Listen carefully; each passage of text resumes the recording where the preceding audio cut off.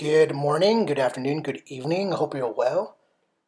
For today's lecture, we will talk about the Buddha.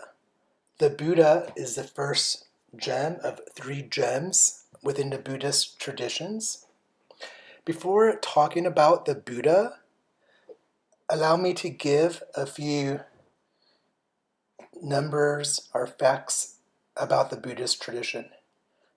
As far as the number of Buddhists throughout the world, the estimates are between 200 and 300 million. So 200 to 300 million Buddhists throughout the world.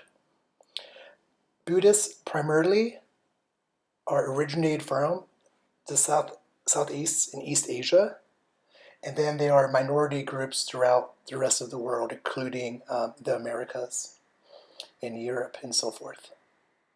So as far as the founder is Shakyamuni Buddha, who we'll talk about today, who was teaching in northern India about 2,500 years ago.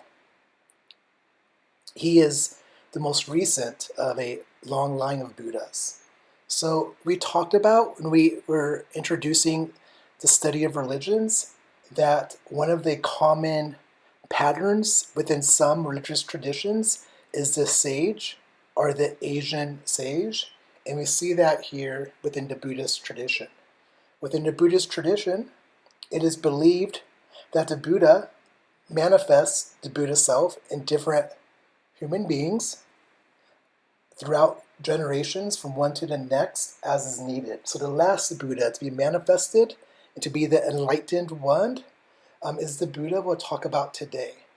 In terms of deities, the Buddha is not worshipped as a god. Rather, the Buddha is venerated as a fully enlightened human being. There are variants across the world in terms of how worship and practice is expressed. So within different parts of the world, different Buddhist communities could incorporate their local gods and spirits. So for example, if you look at the Mahayana Buddhism, the largest vehicle or tradition within the Buddhist tradition, they developed the theory of the three bodies of the Buddha, linking the historic Buddhas to this cosmic force. So there's different ways and there's variegations within the Buddhist tradition, just like every tradition. So before getting to talking about the Buddha, the first gem within the Buddhist tradition, also let me mention that the authoritative texts. There's authoritative texts within this tradition. The first one is known as the Three Baskets, or the Tripitaka. We'll talk about that in another lecture or conversation, and there are other texts as well. I would like to reflect upon or set up the historical background from within the Buddhist traditions emerged. So the Buddha himself, he was a Hindu. He was born in the year 566 before the Common Era in Lumbini Park, which was in southern Nepal. So that's kind of important to recognize that the Buddha himself was a Hindu and comes out of that tradition. And so there was a ferment of spirituality around the Ganges River, that spiritual river that cuts through Nepal, Bangladesh, India, that we talked about in relationship to the Hindu traditions. So this ferment of spirituality consisted of new prosperity and also a new growth of a particular type of spirituality, which we call asceticism. Asceticism comes from the Greek word askesis, which translates into English as training. And so it's a spiritual training that Buddhists and also other traditions have asceticism, like Christianity. It expresses itself in different religious traditions, this way of being, this way of practicing, this way of training oneself to be released from the distractions of this world the distractions of the flesh, of our appetites, and of things of this world. And so this asceticism, a form of asceticism, was emerging around the Ganges River at this time when the Buddha emerged. There was also the rise of a merchant class. And so then you started having this kind of break within the Hindu traditions between the Brahmins. We call that the Brahmins are the priestly caste within the Hindu tradition.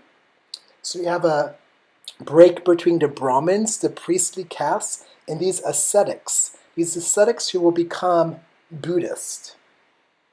Some of the differences and some of the similarities between the Hindu tradition and the Buddhist tradition.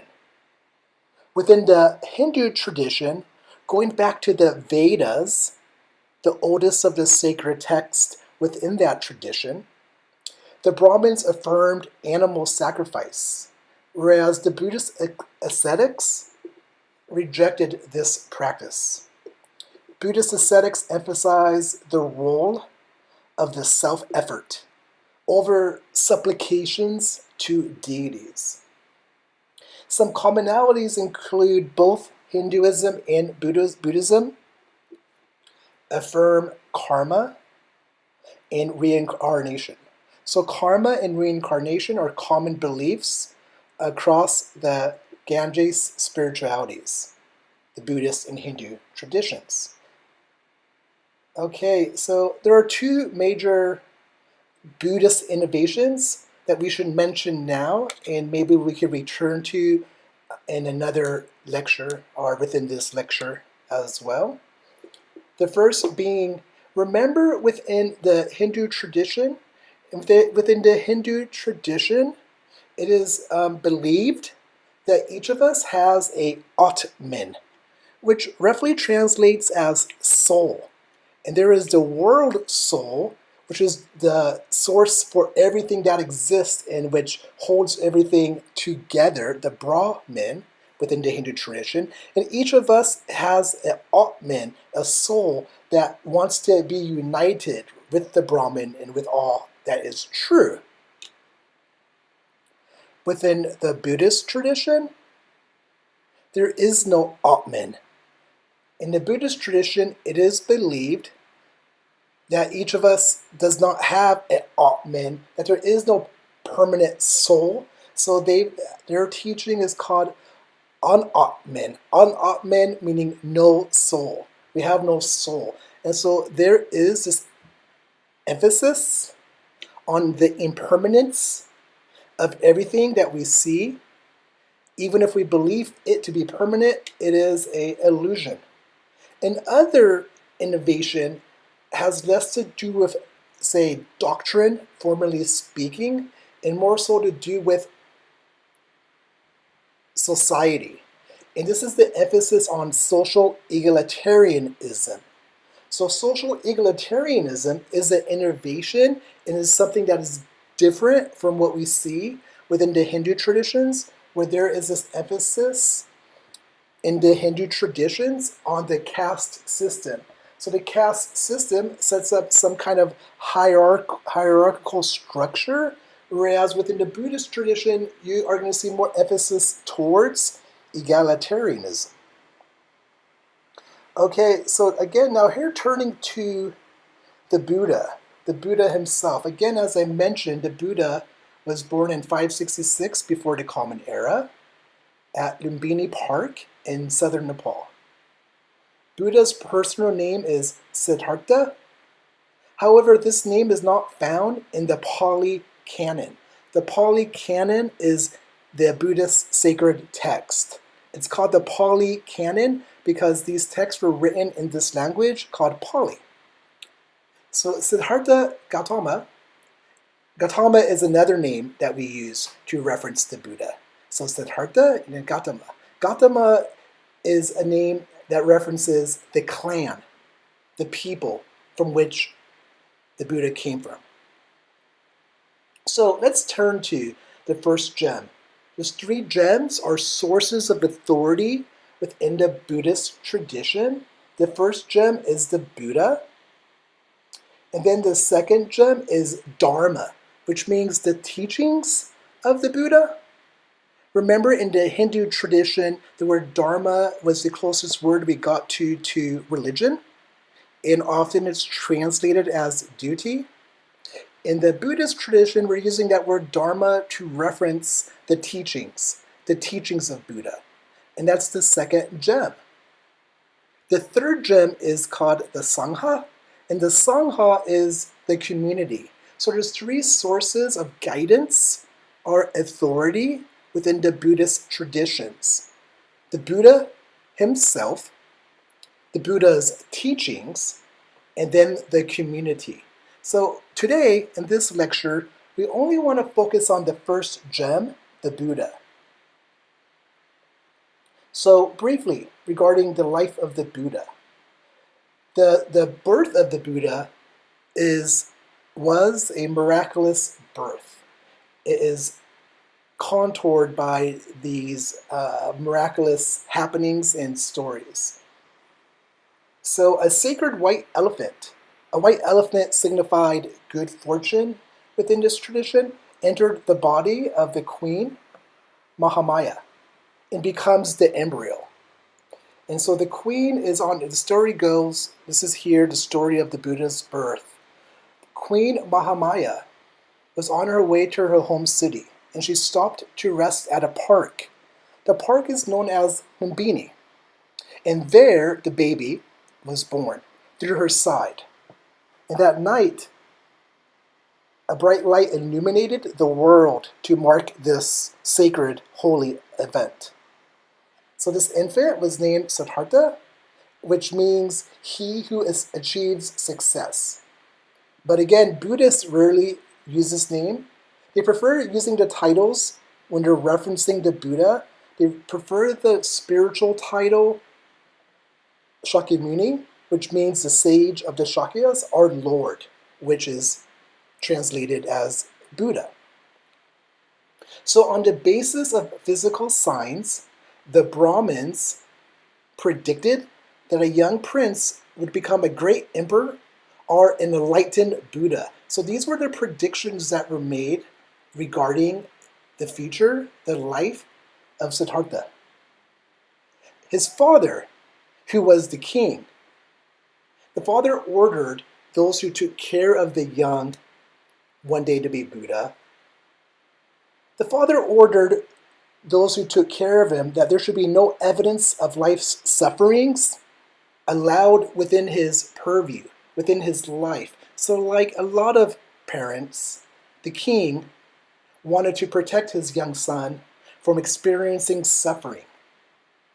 And particularly, he wanted to do this in order to safeguard him from renouncing this world and becoming a monk.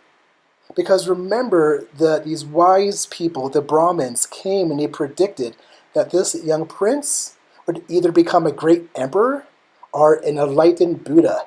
And apparently, the story goes that, like some parents today perhaps, the king wanted his son to continue the family tradition, continue in the family work, which is being a king. So he wanted to protect him from anything that might push him towards or spark him towards a life of asceticism, such as suffering.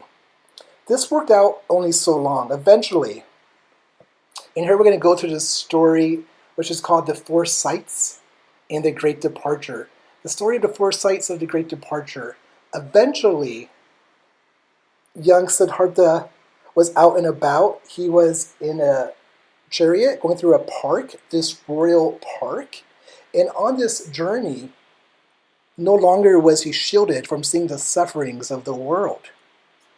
He saw four sights.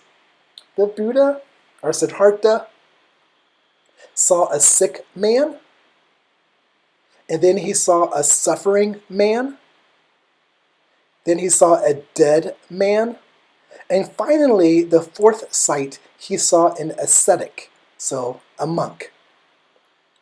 The first three sights, the sick man, the suffering old man, and the dead man, they awaken within Siddhartha the fact that life is suffering. So he walks away from this experience and he reflects upon the four sights.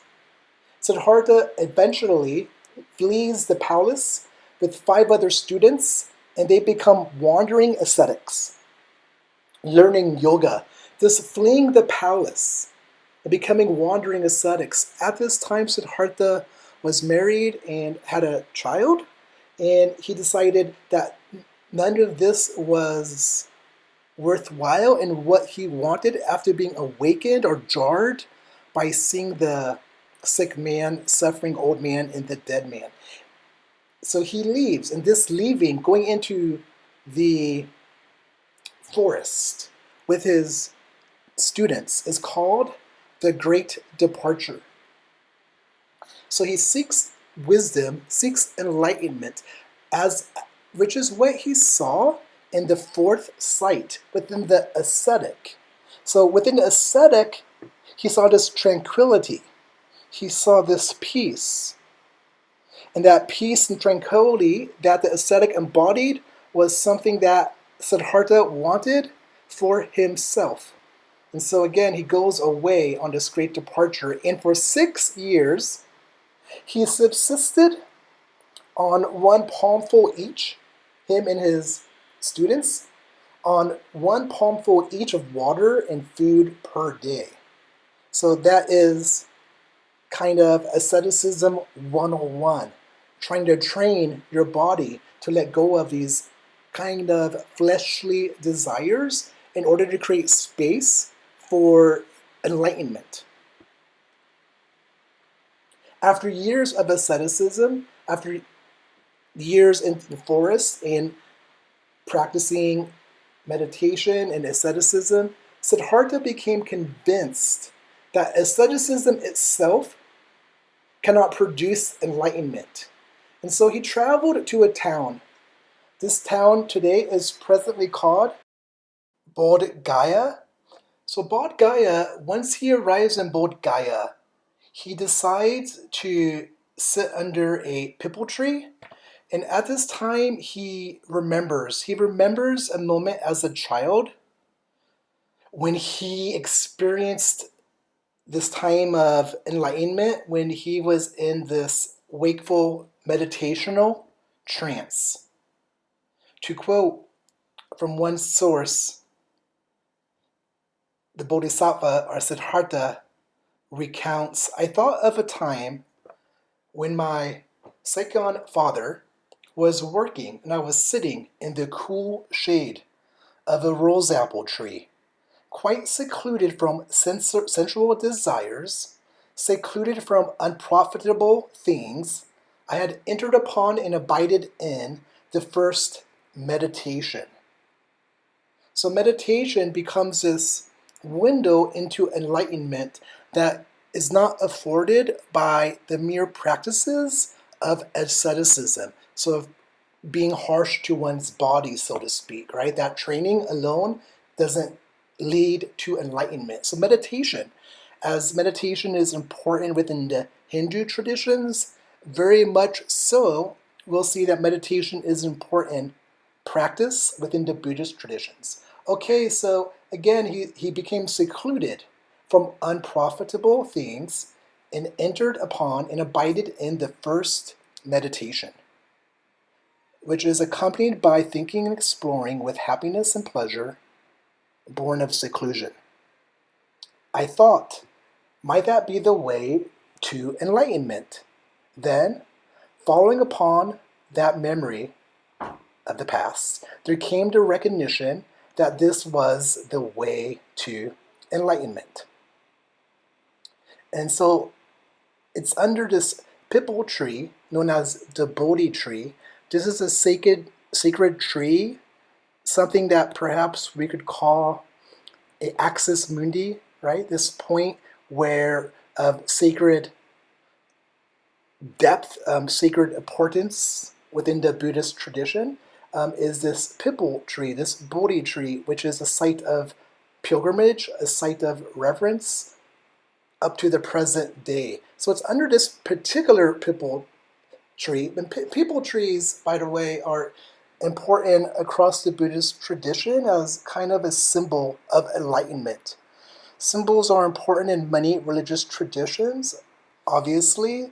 So like within the Christian tradition, the cross is often this very powerful symbol within that particular tradition.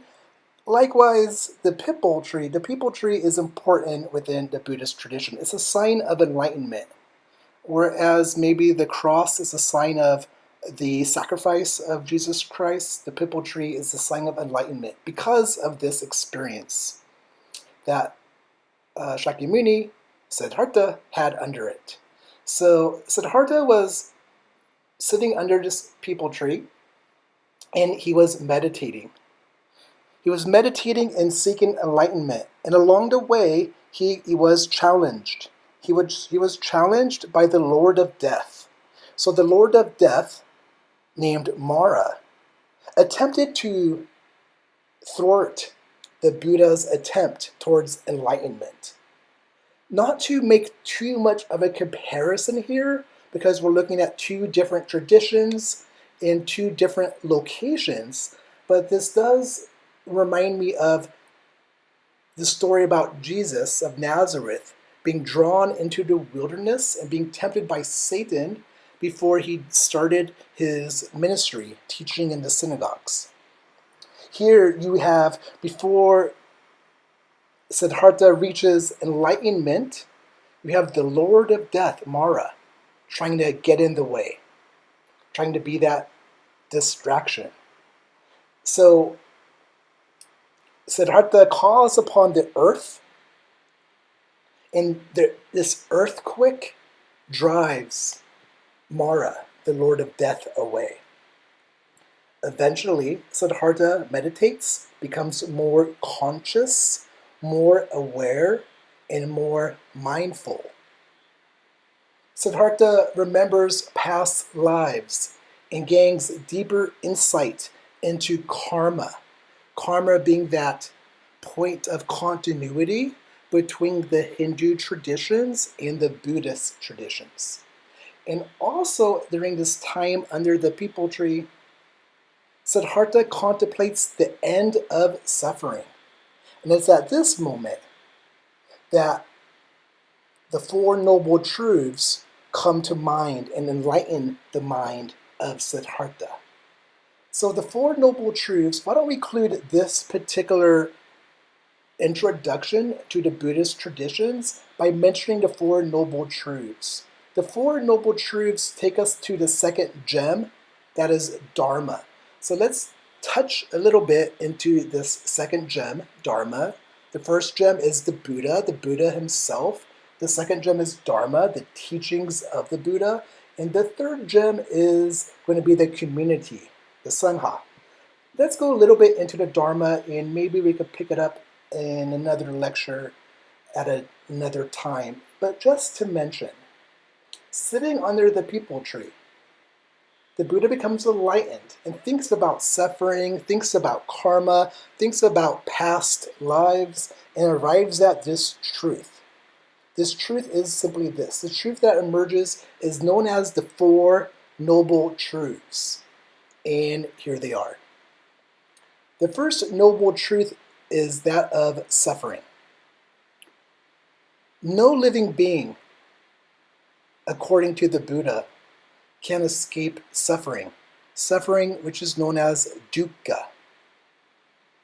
So birth, sickness, growing old, death, all of these are occasions for suffering, whether it be physical, psychological, spiritual, emotional, relational. Life is imbued with suffering, and suffering is seemingly inevitable. The second noble truth is the noble truth of origin. So since life is suffering, the natural question might be, what's the origin of this suffering? What causes this suffering? And for the Buddha, The answer is that suffering arises from excessive desire. Excessive desire are clinging onto things and wanting things that are illusory, that are temporary, that will ultimately leave us dissatisfied and wanting more. This, for the Buddha, leads to suffering. So that's the second noble truth. The first is life is suffering. The second is the origin of this suffering is excessive desire. The third noble truth is that of cessation. That is, how do we stop? How do we stop this suffering? The answer is we stop suffering, we end suffering when desire ends. So there's a direct causation between suffering and desire. So when we cease to desire, cease to attach ourselves to the things of this world which are transitory, and attach to that which is eternal, wisdom, enlightenment, truth, then suffering itself will cease. So that leads to the fourth noble truth. And the fourth noble truth is the Eightfold Path. The Eightfold Path. The Eightfold Path teaches that it is possible to put an end to desire and hence to suffering by following these 8 principles of self-improvement. Okay, so you know what? Why don't we end it there? We'll pick it up and we'll pick up Dharma, talking about the Eightfold Path and talking about the 3 characteristics of existence and talking about dependent origination. So kind of 3 key foundational basic teachings or Dharma within the Buddhist tradition in the next lecture. Let's end this lecture here. Wishing you well. Take care and many thanks. Bye-bye.